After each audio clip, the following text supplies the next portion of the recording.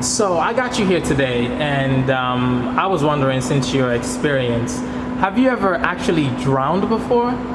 Once. Once. I almost drowned once, but I have drowned once also. That's What- another story though. What's the story of you of the whole in the water thing? Okay.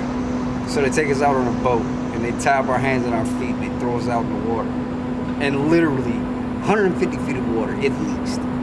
And I catch a cramp midway through the escape, basically. And my hands were like tied up to here, like from forearm to wrist. And you basically got to pick out the knot, and then you pick out the other knot. And meanwhile, I get this cramp in my left foot, and you know, it's. I'm thinking it's gonna be a Charlie horse, and I'm thinking I'm gonna have to quit. So I'm like, no, I'm not gonna quit. I'm not gonna quit. I'm gonna make it.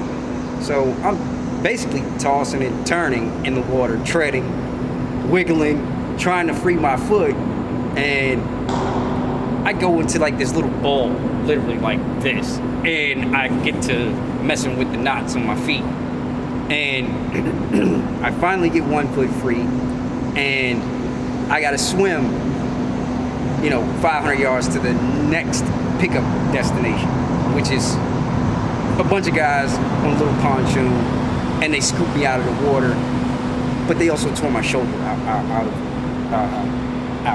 and it was all fucked up. I had to have it put back in place, and it was just a bad experience, but it was fun, minus the pain.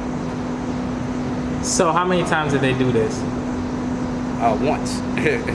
But the first time that I actually drowned was during the actual phase 2, where you're tied hands and feet and you have to survive 5 minutes. So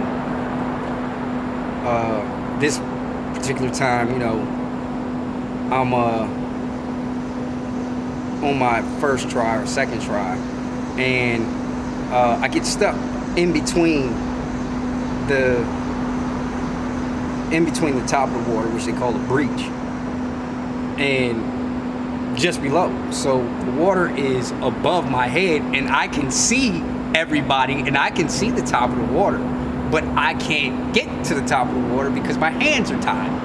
So, having that ability to push yourself up and not be able to push yourself down, it was just a all bad situation that day.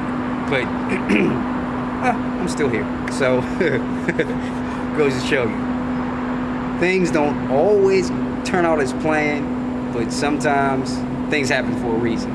I like to call that being stuck in between, the in between, because it's just like where you can see the top, but you can't reach it. But if you can't go back down to the bottom, you are stuck. So don't get stuck in the in between. So how often do you think about that experience? I mean, I think about it when I swim, like how fortunate I am. But there's been a couple of incidents where I have been in the swimming pool, like amongst other friends. Like I got buddies that were members of the Coast Guard, and they wanted to test my skills, so they electrical taped me to a chair and pushed me into the deep end. And after about 2 or 3 minutes, I wind up getting out of the chair and just walking with the chair halfway attached to the shallow end of the pool.